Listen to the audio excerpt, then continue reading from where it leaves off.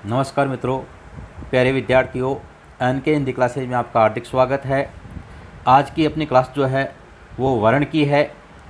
ये वर्ण विचार जो है वो व्याकरण का बहुत ही महत्वपूर्ण बिंदु माना जाता है और अगर किसी भी कंपटीशन की परीक्षा में ये बिंदु दिया हुआ है तो इसमें से निश्चित रूप से 4-5 प्रश्न पूछे जाते हैं और ज़्यादातर जो बच्चे होते हैं, विद्यार्थी होते हैं, उनके ये प्रश्न सही नहीं होते हैं। वही विद्यार्थी इसको सही कर पाते हैं जिसने वर्णों को विस्तार से, गहराई से पढ़ा है। तो आज की जो क्लास है वो बहुत ही महत्वपूर्ण क्लास है, तो आप इसको अंत तक देखना। ये देखने के बाद मैं पूर्ण विश्वास के साथ में कह सकता हूँ कि आपके वर्ण के जो प्रश्न आते हैं वो कभी गलत नहीं होते। देखिए, मनुष्य सामाजिक प्राणी होने के नाते मनुष्य को समाज में परस्पर अपने विचारों का आदान प्रदान करना पड़ता है। इसके लिए वह भाषा का सहारा लेता है। तो भाषा वह साधन है जिसके माध्यम से हम सोचते हैं और अपने विचारों को व्यक्त करते हैं। अब प्रश्न यहाँ से शुरू होते हैं आपके। भाषा की सबसे छोटी इकाई या अंग कौन सा है? तो अगर ये प्रश्न आता है तो इसका उत्तर क्या होगा? वर्ण होगा। और अगर प्रश्न ये आता है भाषा की सबसे छोटी मौखिक अगर शब्द दिया हुआ है कि भाषा की सबसे छोटी मौखिक इकाई कौन सी है, तो वह कौन सी होती है? ध्वनि होती है। ध्वनि क्या होती है इसके बारे में हम अभी आगे पढ़ेंगे। और अगर प्रश्न आता है भाषा की सबसे छोटी लिखित इकाई मौखिक दिया हुआ आता है, तब तो आपको क्या करना है? ध्वनि करना है। और अगर उसकी जगह लिखित दिया हुआ आता है तो आपका आंसर क्या आएगा? उत्तर क्या आएगा? वर्ण आएगा। और अगर दिया हुआ है अर्थ के आधार पर, तो अर्थ के आधार पर सबसे छोटी इकाई कौन सी होती है? शब्द होती है। अर्थ के आधार पर दो ही इकाई होती है, एक तो आपका शब्द हो गया और एक आपका वाक्य हो गया। अर्थ के आधार पर ये दो ही इकाई होती है। तो इनमें से सबसे छोटी इकाई तो आपकी हो गई शब्द।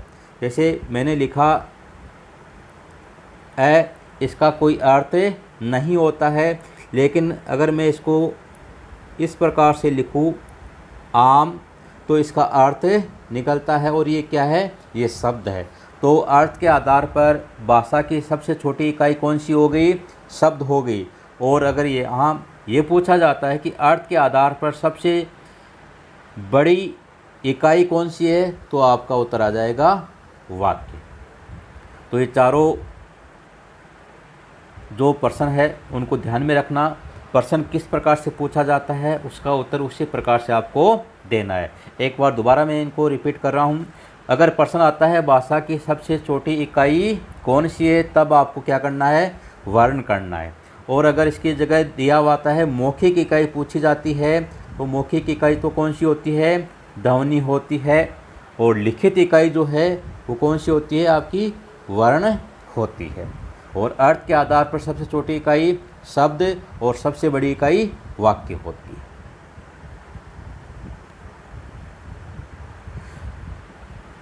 आप देखिए ध्वनि किसे कहते हैं? ध्वनि भाषा की सबसे छोटी इकाई कौन सी? मौखिक।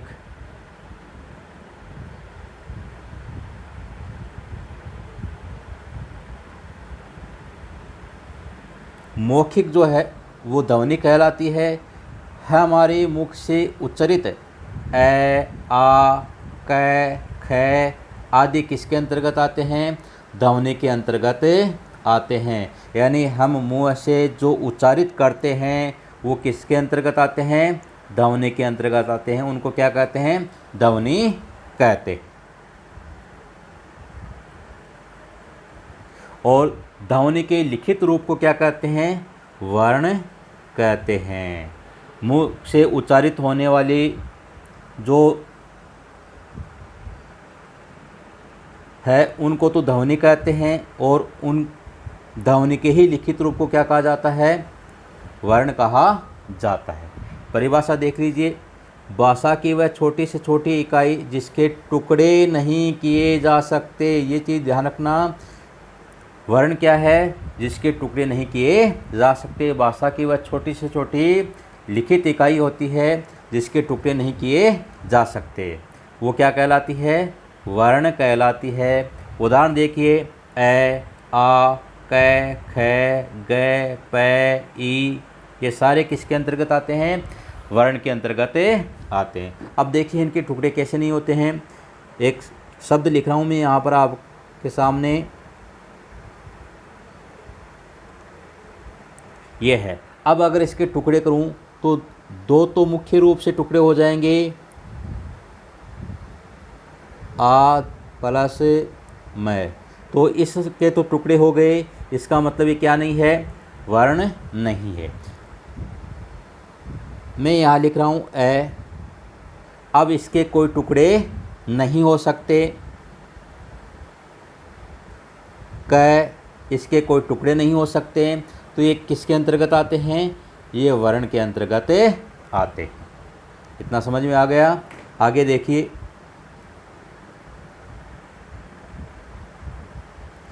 अब किसी भाषा के व्याकरण ग्रंथ में इन तीन तत्वों की विशेष एवं आवश्यक रूप से चर्चा या विवेचना की जाती है। वो तीन तत्व कौन कौन से होते हैं? एक तो होता है वर्ण, एक होता है आपका शब्द, और एक होता है आपका वाक्य। तो हम इस क्लास में वर्ण के बारे में पढ़ रहे हैं। वर्ण विचार क्या होता है उसके बारे में पढ़ रहे हैं। तो देखिए, वर्ण विचार किसे कहते हैं? वर्ण विचार व्याकरण के उस भाग को कहते हैं जिसमें वर्णों का आकार, वर्णों के भेद, उनके उच्चारण स्थान एवं उनके मेल से बनने वाले जो शब्द है उनके नियमों का निरूपण होता है। वो क्या कहलाता है? वर्ण विचार कहलाता है। वर्णों या ध्वनियों के क्रमबद्ध समूह को क्या कहते हैं? वर्णमाला कहते हैं। हिंदी में कुल 44 वर्ण होते हैं या माने जाते हैं। ये एक सामान्य प्रश्न है, लेकिन यहाँ पर ध्यान रखना, ये क्या है? मूल रूप से है। अगर प्रश्न आता है कि मूल रूप से वर्ण कितने होते हैं, तो 44 होते हैं। और अगर प्रश्न आ जाता है कि हिंदी में कुल कितने वर्ण होते हैं, उस समय आपको ये 44 नहीं करने हैं। कितने करने हैं वो देखिए। वैसे मूल रूप से कितने वर्ण होते हैं? 44 होते हैं। इनमें 11 स्वर होते हैं और 33 व्यंजन होते हैं। कुल मिला के 44 हो गए, लेकिन ये मूल रूप से है। अगर प्रश्न आता है कि हिंदी में कुल कितने वर्ण है, तो आपको कितने करने हैं? 52 करने हैं। तो मानक जो हिंदी है उसमें कितने वर्ण माने गए हैं? हिंदी में 52 माने गए हैं। 52 कौन कौन से? देखिए, 11 स्वर।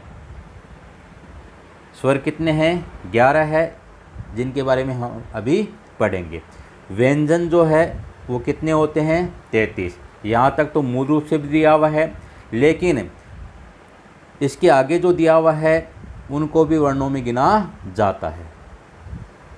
2 अयोगवाह होते हैं। द्विगुणी उत्क्षिप्त, ये भी कितने होते हैं? 2 होते हैं। अयोगवाह तो आपके हो गए अंग और अह, और द्विगुणी हो गए आपके ड, ढ, और 4 आपके हो गए संयुक्त अक्षर, जिसके बारे में हम आगे पढ़ेंगे। तो ध्यान रखना, अगर प्रश्न आता है कि हिंदी में कुल कितने वर्ण होते हैं, तो आपको क्या करना है? 52 वर्ण करना है। और अगर ये पूछा जाता है कि मूल रूप से वर्ण कितने होते हैं हिंदी में? तो 44 होते हैं। अब देखिए एक प्रश्न लिख रहा हूँ मैं। अगर प्रश्न दिया हुआ आता है कि हिंदी में कुल कितने वर्ण होते हैं, ऑप्शन आ गया 44 आ गया आपके, 46 आ गया, 50 आ गया और 52 आ गया। तो आपको ऑप्शन में क्या करना है? 52 करना है। और मान लीजिए ये 52 नहीं दिया हुआ है तो आपको क्या करना है? ये 46 करने हैं। क्यों करने हैं? क्योंकि यहाँ से गिनती की जाती है। 44 यहाँ तक हो गए, फिर 2 जुड़े, फिर 2 ये जुड़े और 4 ये जुड़े। तो अगर उठाने की बारी आती है तो सबसे पहले 4 उठाए जाते हैं। अगर इसमें 48 होता तो ऑप्शन आपका क्या आ जाता? 48 आ जाता। और अगर 48 नहीं है, उससे भी कम करने पड़ रहे हैं, तो फिर ये 2 ये होंगे, द्विगुणी जो है उनको कम किया जाएगा। कितने हो गए? 46 हो गए। और अगर 46 भी नहीं दिया हुआ है तो फिर ये 2 और कम करने पड़ेंगे और कितने हो जाएंगे? 44। तो आपका ऑप्शन जो विकल्प है वो क्या दिया हुआ है, उसके आधार पर आपको आंसर देना है। अब वर्ण जो है उनको 2 भागों में बांटा गया है। या वर्ण के कितने भेद होते हैं? 2 भेद होते हैं। एक तो होता है स्वर और एक होता है व्यंजन। तो अब स्वर के बारे में पढ़ते हैं। स्वर, जो वर्ण बिना किसी दूसरे वर्ण में भी क्या काम में लिया जाता है?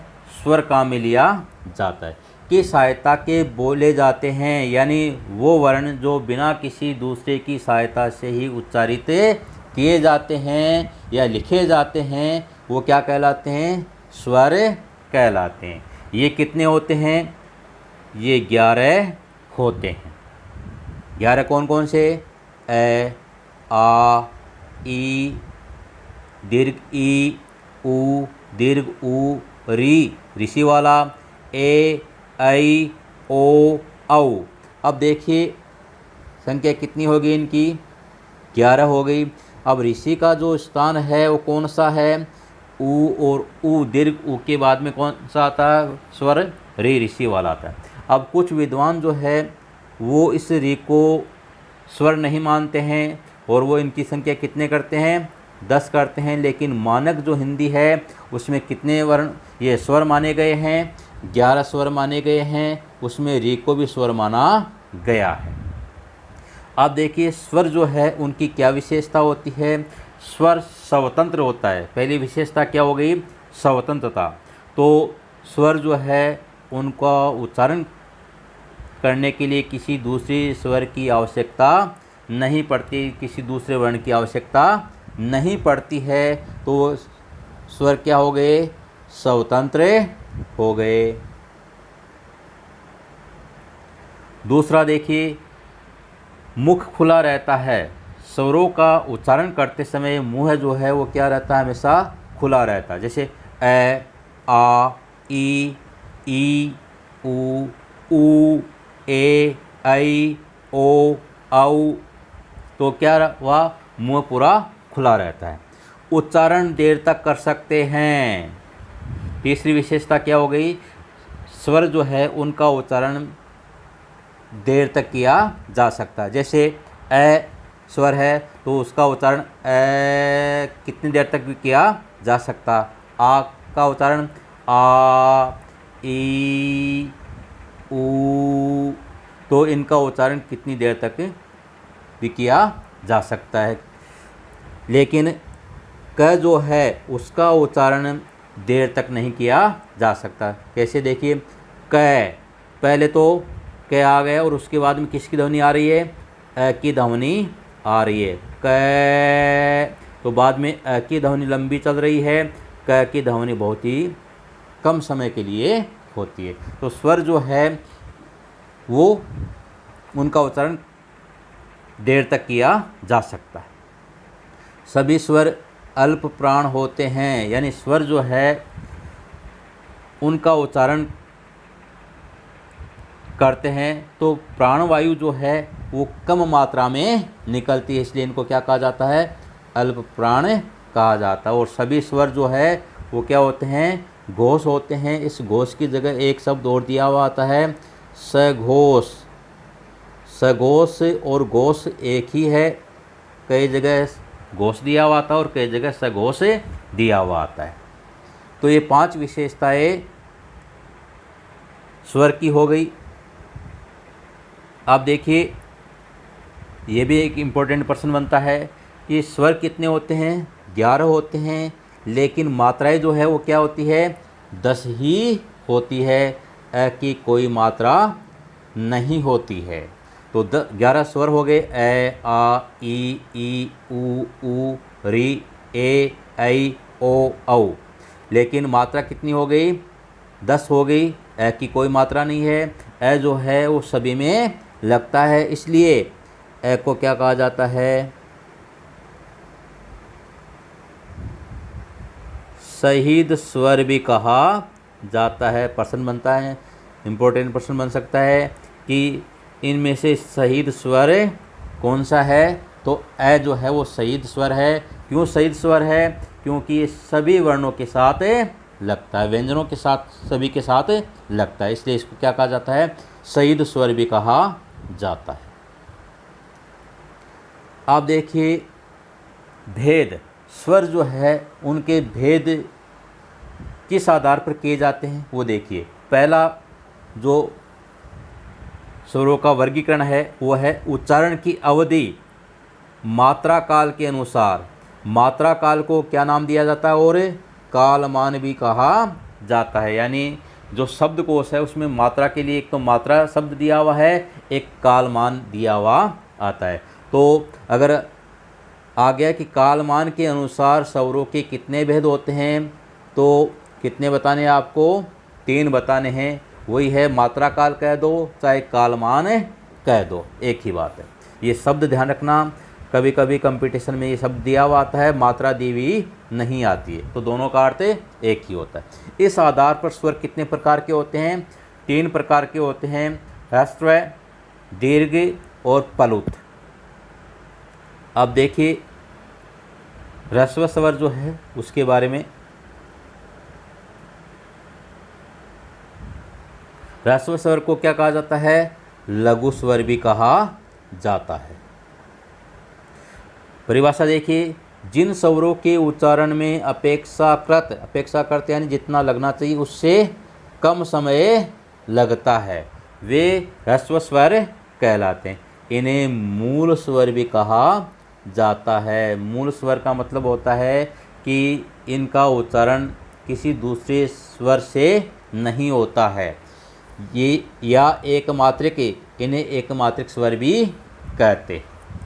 तो परिभाषा क्या हो गई, जिन स्वरों का उच्चारण करते समय कम समय लगता है वो ह्रस्व स्वर कहलाते हैं। इन्हें मूल स्वर भी कहते हैं या एकमात्रिक स्वर भी कहते हैं। ये कितने होते हैं, 4 होते हैं, यानी इनकी एक मात्रा होती है। मात्रा की बात की जाए तो इनकी कितनी मात्रा होती है, एक मात्रा मानी जाती है। यह है ए, ई, ऊ, ओ, री, ऋषि वाला। तो ये 4 क्या हो गए, ह्रस्व स्वर या लघु स्वर हो गए। दूसरा है दीर्घ स्वर, इसे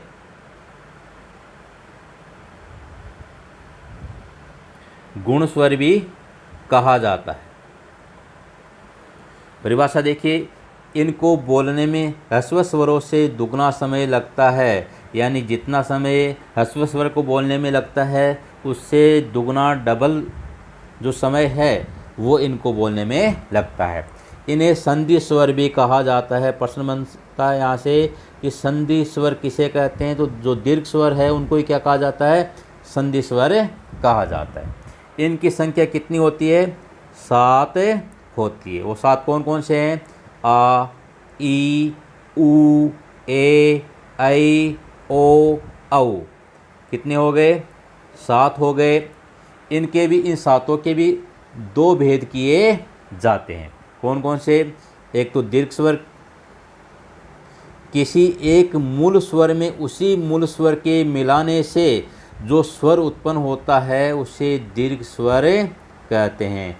आ जो है उसमें ये मूल स्वर है, इसमें एक मूल स्वर और मिलाने पर क्या बन गया आपका, आ बन गया। तो ये आ जो है वो क्या कहलाता है, दीर्घ स्वर कहलाएगा। उसी प्रकार से ई और ई ये दोनों क्या है, मूल स्वर है, दोनों मिलकर क्या बनाएंगे, एक दीर्घ स्वर बनाएंगे।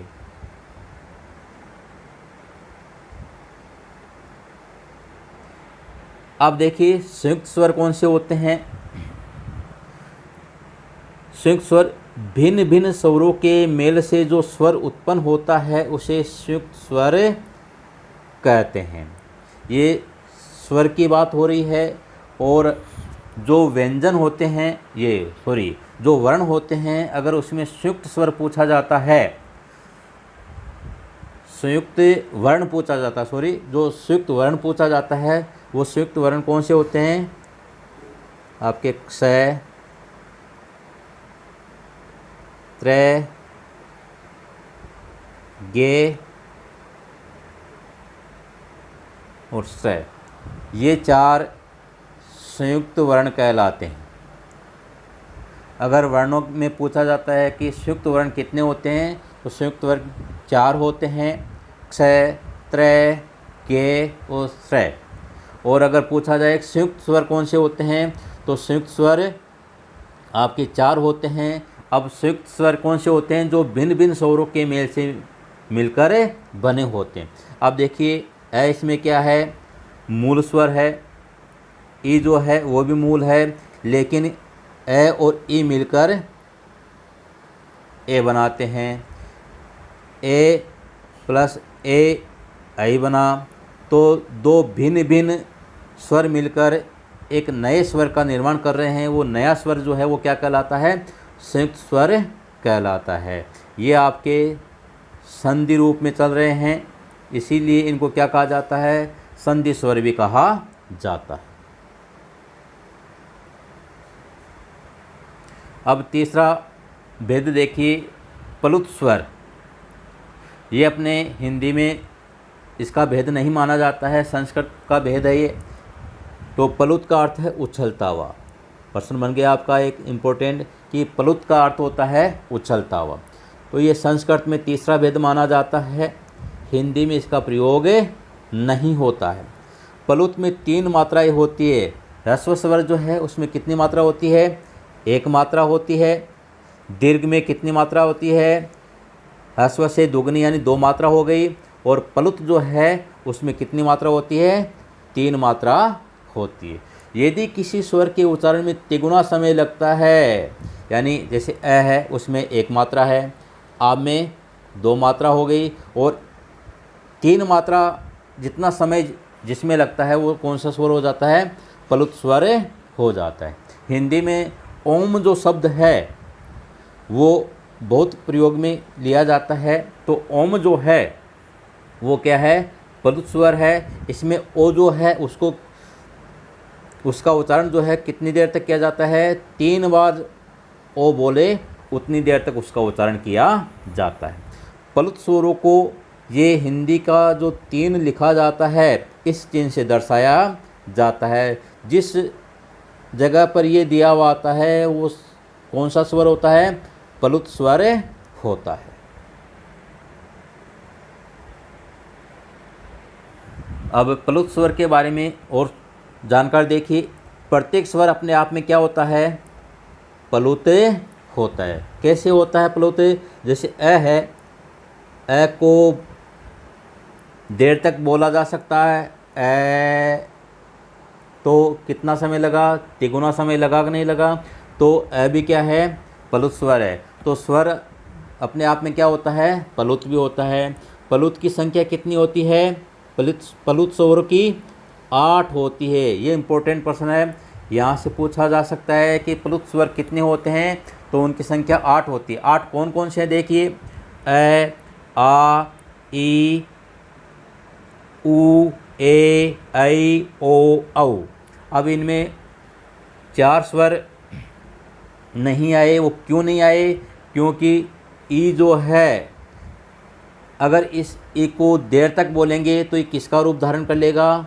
ये दीर्घ ई का रूप धारण कर लेगा, और दीर्घ ई इसमें पहले से आया हुआ है, इसलिए प्लुत स्वर नहीं माना जाता है। उसी प्रकार से ऊ हो गया, ऊ को देर तक बोलेंगे तो वो दीर्घ ऊ का रूप धारण कर लेगा और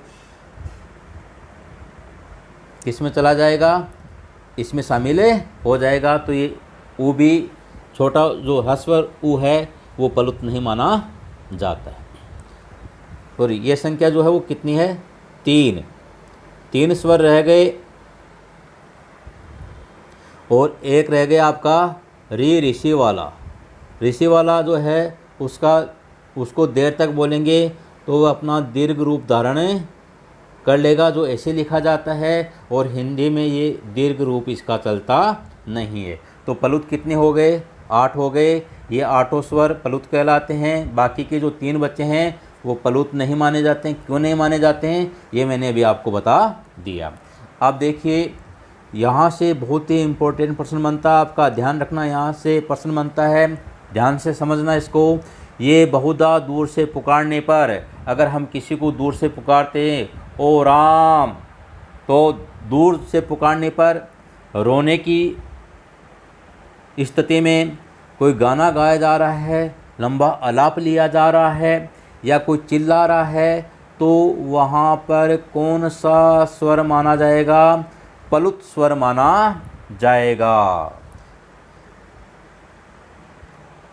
आगे देखिए, प्लुत जो है उसकी पहचान दीर्घ स्वर के आगे 3 अंक लिख देने से होती है। यानी दीर्घ स्वर दिया हुआ है, जैसे आ दिया हुआ है, आ के बाद में ऐसे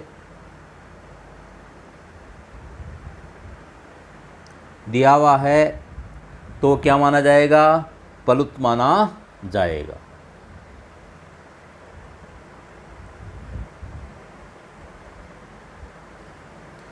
नोट देखिए, किसी स्वर को बिना रुकावट के लंबे समय तक बोला जा सकता है। किसी स्वर को बिना रुकावट के लंबे समय तक बोला जा सकता है, तो वह स्वर क्या माना जाएगा? प्लुत स्वर माना जाएगा। जैसे ए, आ, ए, तो ये सारे क्या किस में आ जाएंगे? प्लुत स्वर में आ जाएंगे। किसी भी शब्द के आगे बहुत से दीर्घ का चिन्ह क्या होता है? ह्रस्व का चिन्ह तो होता है खड़ी पाई, और दीर्घ का क्या होता है? ऐसे, या इसको ऐसे भी कर सकते हैं, ऐसे भी कर सकते हैं। अगर किसी शब्द के आगे ये दिया हुआ आता है, ऐसा चिन्ह दिया हुआ आता है, उसका मतलब वहाँ पर क्या है? प्लुत चिन्ह है या प्लुत स्वर है। कितना समझ में आ गया होगा? प्लुत स्वर जो है वो अच्छी तरह से आपकी समझ में आ गया होगा। कंपटीशन में जो बहुत ही कम पढ़ा हुआ होता है उसके बारे में ज़्यादा पूछा जाता है। तो प्लुत स्वर जो है वो व्याकरण की किताबों में बहुत ही कम पढ़ा हुआ देखने को मिलता है, या हम उसको कम पढ़ते हैं, या ज़्यादा समझ में नहीं आता है, तो प्रश्न जो अक्सर यहाँ से पूछे जाते हैं। तो मित्रों, प्यारे विद्यार्थियों, आज की क्लास यहीं समाप्त होती है। आज स्वर की परिभाषा, वर्ण कितने होते हैं, स्वर के भेदों में एक वर्गीकरण हमने पढ़ लिया है। स्वर के 3-4 प्रकार से भेद किए जाते हैं, वो अगली क्लास में पढ़ेंगे। और मुझे पूर्ण विश्वास है कि ये क्लास लेने के बाद में इनमें से स्वर के जितने प्रश्न बनते हैं वो लगभग मैंने आपको बता दिए हैं। तो इस क्लास में, इस वीडियो में आपको कोई कमी नज़र आ रही है, या आप कुछ सजेशन देना चाहते हैं, या इसको और कैसे बेहतर बनाया जा सकता है, इसके लिए आप कमेंट्स बॉक्स में जाकर कमेंट ज़रूर कीजिए। अब नए वीडियो के साथ में फिर मिलते हैं। धन्यवाद।